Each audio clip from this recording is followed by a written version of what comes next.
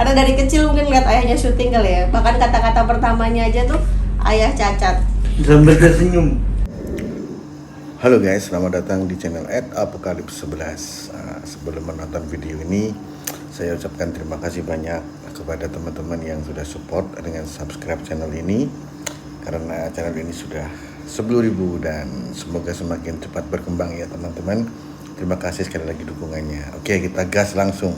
Kita akan ketemu dengan Dani Aditya. Kita akan ngobrol, wawancara tentang kisah cinta dia. Dia adalah salah satu komika dengan ciri khas dark jokes-nya. Oke, teman-teman, sekali lagi selamat menyaksikan video ini ya. Dia mau membawa istri dan anak gitu tampil di acara televisi. Seperti apa sih? Ini mungkin pengalaman pertama anak saya masuk TV ya. Iya, Kak. Iya. Ya. Pertama kali masuk TV ya, Kak?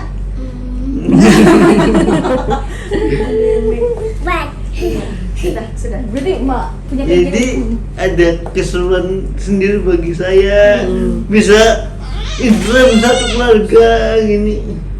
Bangga banget. Bangga banget.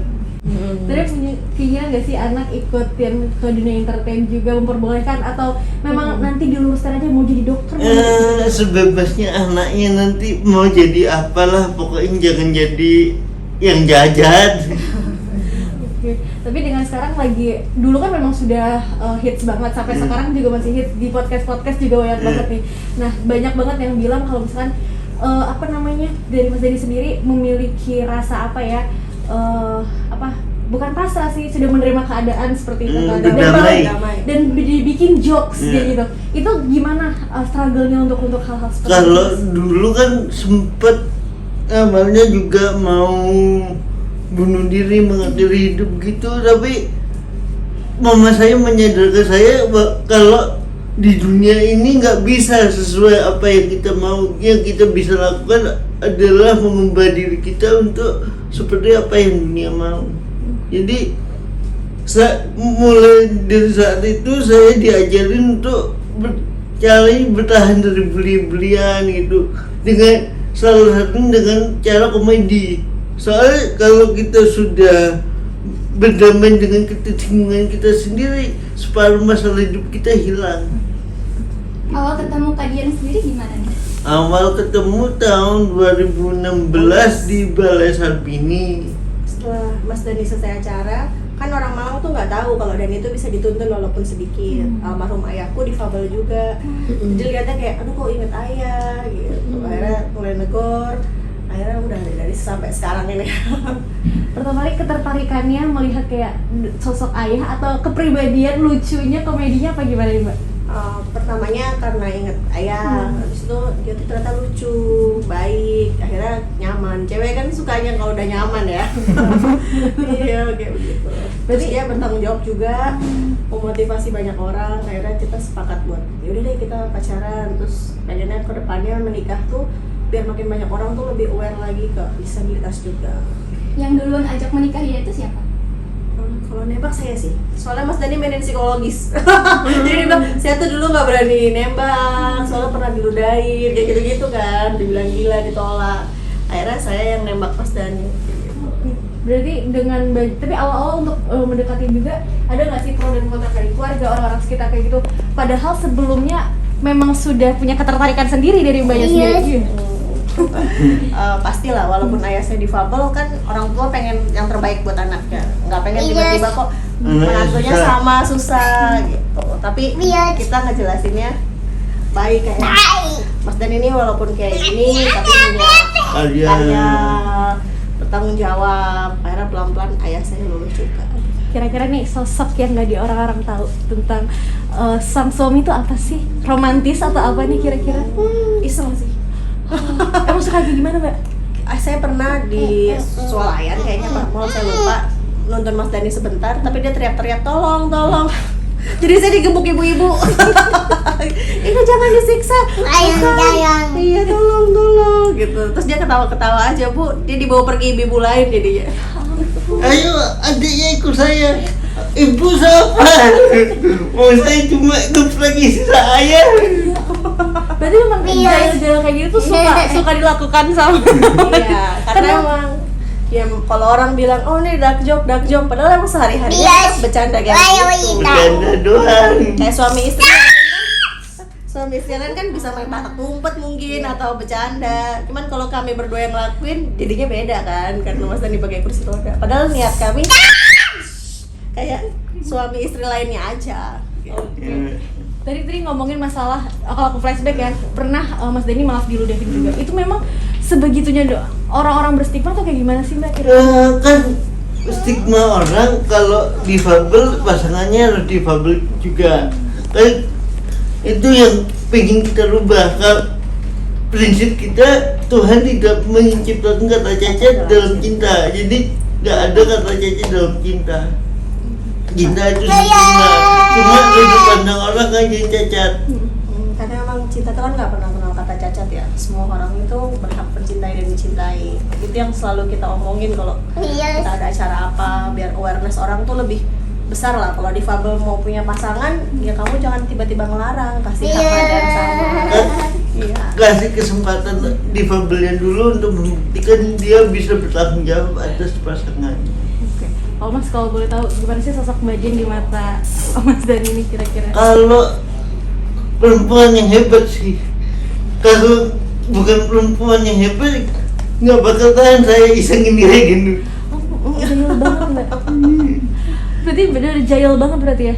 Ya sih, coba dibalik itu semua, kalau bagi orang dia tuh orang terlemah di dunia, tapi bagi saya dia adalah orang yang terkuat, yang nguatin saya waktu saya anak tunggal, ibu saya udah meninggal, pas kita mau menikah, almarhum ayah saya meninggal juga, dialah satu-satunya orang yang nguatin saya bertahan sampai saat ini. Berarti struggle apa sih yang sudah dilalui berdua, sama-sama kayak saling memiliki? Apa sih yang boleh dikasih tahu ke teman-teman nih kira-kira struggle apa yang sudah dilewati sampai sekuat ini? Mungkin penolakan dari orang-orang sekitar atas kondisi kita yang berbeda gitu. Cuman nggak usah dengerin omongan orang, buktiin aja kalau kita bisa, kita mampu.